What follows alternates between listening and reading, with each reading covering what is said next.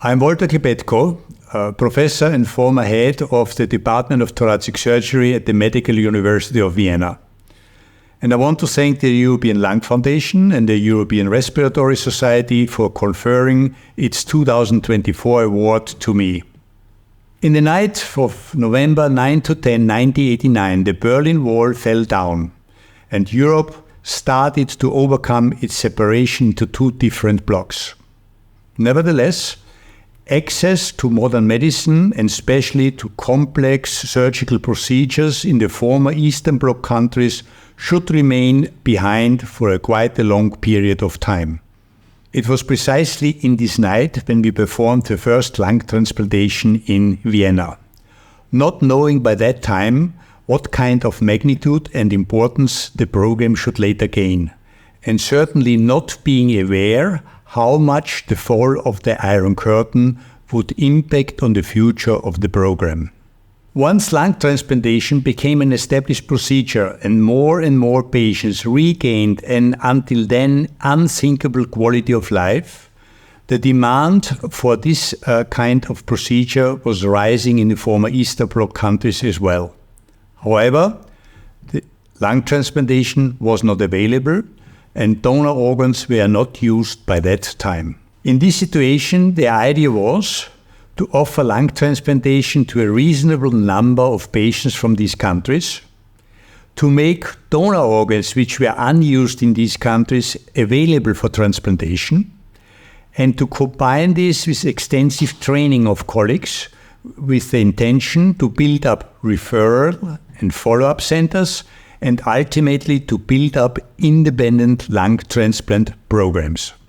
Over the years, we succeeded in building up such programs in 7 different countries: Czech Republic, Hungary, Slovenia, Croatia, Estonia, Greece, and last not least, even in Ukraine, it was possible to start an independent lung transplant program under very difficult circumstances.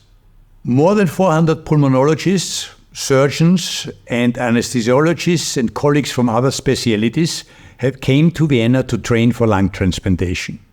We have created the so-called Vienna Lung Transplant Academy, a full week of clinical and practical training for colleagues.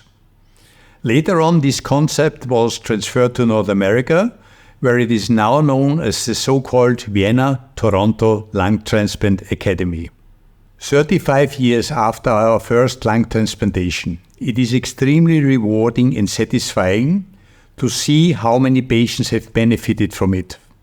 In how many countries lung transplantation has been established, and how many years of good quality life so many patients have obtained.